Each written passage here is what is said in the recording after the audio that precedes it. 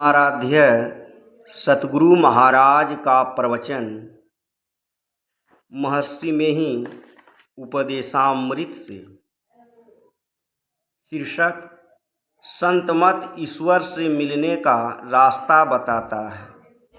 बंदौ गुरुपद कंजे कृपा सिंधु नर रूप हरि महामोहतम पुंजे जासु वचन रवि करणी कर। प्यारे लोगों, संतमत ईश्वर से मिलने का रास्ता बताता है। इसका क्या जरिया है, क्या अवलंब है, बताता है। जितने संत लोग हुए उनको ईश्वर से मिलने का बड़ा चाव था, इसमें उनकी बड़ी आसक्ति थी। उसके लिए उन्होंने यत्न किया, पाया और जो आनंद हुआ उसको उन्होंने लुटाया, अर्थात लोगों से इसका यत्न बताया। तीसरी बात, संत लोग बताते हैं कि संसार में किस रहनी से रहोगे कि इस संसार में भी कामयाबी होगी और ईश्वर को भी पाओगे। वे ईश्वर स्वरूप का निर्णय ऐसा ठोस रूप से करते हैं कि कठोर तर्क से भी नहीं टूट सकता। तुम अपने को सोचो, केवल शरीर में ज्ञान की शक्ति अपने आप है, यह सिद्ध नहीं होगा। मुर्दा शरीर को छोड़ दो, जिंदा शरीर में ही अभी जागृत में ज्ञान की शक्ति काम करती है। स्वप्न में तो मालूम होता है कि मैं हूँ, लेकिन संसार के लोगों को मालूम होता है कि इसको वह ज्ञान शक्ति अब नहीं है जो जागने में थी। नज़दीक में कोई बैठा है, इसका भी उस सोए हुए को ज्ञान नहीं होता है। स्वप्न से सुषुप्ति में जाने पर केवल श्वास लेता है, जिसका भी ज्ञान उसको नहीं होता है। यदि केवल शरीर में ज्ञान रहता तो जागृत, स्वप्न और सुषुप्ति तीनों समयों में ज्ञान रहता, लेकिन तीनों समय एक समान ज्ञान नहीं होता। चेतन आत्मा के कारण ही ज्ञान शक्ति शरीर में है। जग कर उठता है तो कहता है कि मैं अच्छी तरह सोया।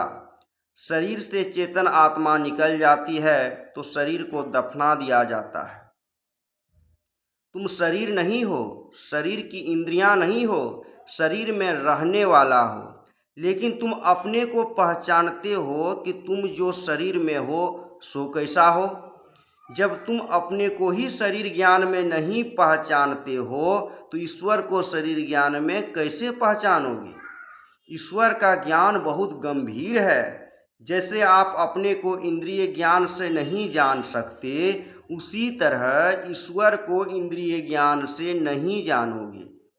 संतों ने कहा है, जैसे कोई आईना लेकर अपनी आँख को अपनी आँख से ही देख सकता है, इसी तरह से साधन भजन रूपी आईना लो, तब तुम अपने को अपने से पहचानोगे। साधन भजन से वह वहाँ तक पहुँचता है जहाँ सारे माइक आवरणों को पार कर वह अकेले हो जाता है, कैवल्य दशा प्राप्त कर ईश्वर को पाता है। हाथ पैर आदि इंद्रियां नौकर चाकर हैं, इनके द्वारा ईश्वर को प्राप्त नहीं कर सकते। तुम इस शरीर के अंदर आवरणों में पड़े हो। साधन द्वारा इन स्थूल सूक्ष्मादि शरीर रूप आवरणों को पार करो और कैवल्य दशा प्राप्त करो, तब ईश्वर को पाओगे। रास्ता का आरंभ कहाँ से होगा? जो जहाँ बैठा रहता है वह वहीं से चलता है। इस शरीर में जीवात्मा कहाँ है, वहीं से चलेगा। रास्ता अपने अंदर में है। किसी भी देश के लोग हों, पढ़े हों, अनपढ़े हों, नीच जाति के व ऊंच जाति के, स्त्री व पुरुष कोई भी हों, सभी कोई आँख से देखते, मुख से खाते और कान से सुनते हैं। इसी तरह अंदर में चलने के लिए सबका एक ही रास्ता है। अगर समझदार आदमी हो तो समझ सकता है।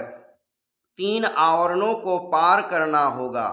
अंदर चलने के लिए आंख बंद करो, अंधकार मालूम होगा। यह वज्र कपाट है, इसको पार करो, यह पहला आवरण है।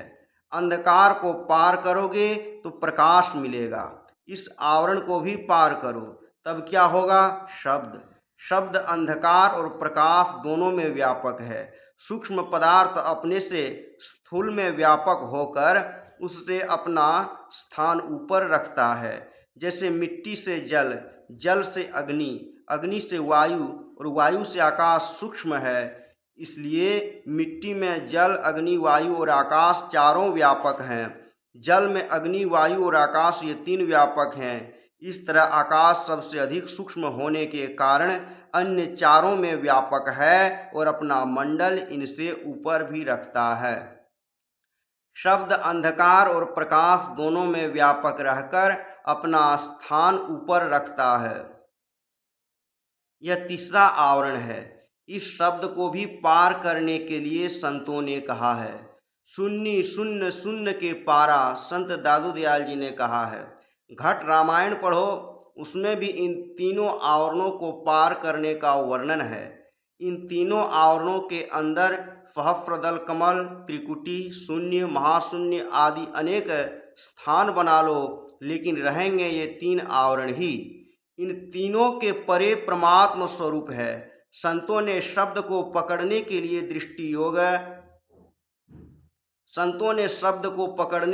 दृष्टि योग साधन करने कहा। दृष्टि योग से ज्योति मंडल में पहुंचकर शब्द को पकड़ने कहा। यह हुआ जीवात्मा, परमात्मा और सहारा। आचरण कैसा हो तो कहा, कहे कबीर निज रहनी सम्हारी, सदा आनंद रहे नर नारी। अपनी रहनी संभाल कर रहो तो संसार और परमार्थ दोनों में कल्याण होगा। सदाचार पालन के लिए विशेष बात नहीं। पंच पाप, झूठ, चोरी, नशा, हिंसा और व्यभिचार, इनको छोड़ो। ईश्वर की भक्ति के साथ साथ सदाचार पालन चलेगा। ईश्वर भक्ति नहीं तो सदाचार पालन नहीं होगा। संसार का धन कमाने में सदाचार पालन की कोई बात नहीं। झूठ बोलकर लोग धन कमाते हैं और चिंतित रहते हैं। आप लोगों के पास क्या धन है? अमेरिका के पास इतना धन है कि वह धन के मारे वहाँ के लोगों को नींद नहीं आती है, इंजेक्शन लेकर सोते हैं। संतों ने कहा कि ईश्वर भजन करो और सदाचार से रहो। इसके लिए घर छोड़ने की ज़रूरत नहीं, घर में रहो, साधन भजन करो। इसके लिए गुरु होना चाहिए। बिना गुरु के ईश्वर भजन नहीं होगा। सदगुरु वैद्य वचन विश्वासा, संयम यह न विषय के आशा। तथा घर में युक्ति मुक्ति, घर ही में जो गुरु अलख लखावे। सहज शून्य में रहे समाना, सहज समाधि लगावे। उन्मुनि रहे ब्रह्म को चिन्ह, परम तत्व को ध्यावे। फुरत निरत सो मेला करके अनहद नाद बजावे। कबीर साहब इस तरह घर में रहकर मनोलय की अवस्था में रहे। मनोलय कैसे होगा? नादानुसंधान से नो नादा सदृशोलय है। परमात्मा में प्रीति करो, उसको पाने की अभिलाषा रखो, गुरु से युक्ति लो और भजन करो। हमेशा याद रखो कि सदाचार से गिरे तो नहीं, सदाचार से गिरे तो भजन से गिरे, भजन से गिरे तो आवागमन के चक्र से छूट नहीं सकते। श्री सद्गुरु महाराज की जय। यह प्रवचन दिनांक 7/10/1963 ईस्वी की रात उत्तर प्रदेश स्थित मुरादाबाद जिले के चमारों की पुलिया मोहल्ले में लाला कांति प्रसाद जी के यहाँ हुआ था।